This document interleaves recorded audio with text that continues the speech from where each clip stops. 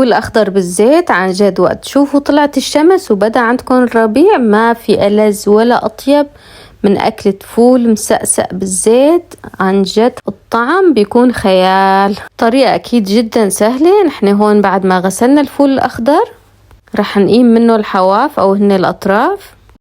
كل ما نجهز كمية هيك مع بعض نجمعهم سوا وبعد أكيد رح نفرمهم سوا فرم ناعم. هلا هون عندي المقلاية رح أحط فيها زيت زيتون. حسيت لسه بدها وضفت لها كمان شوية زيت. بس يحمى الزيت عنا بنضيف له شوية توم مهروس. رح شوح التوم مع الزيت شوي ليدبلوا معي التومات. أنا هون ضفت لها كزبرة وفلفل أحمر.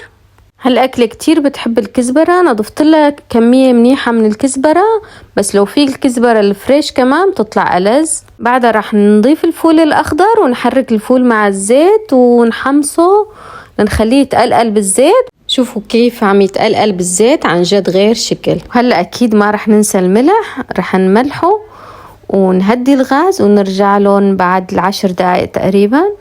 بالنسبة لإلي هالأكلة نمبر 1 بنصحكم تجربوها.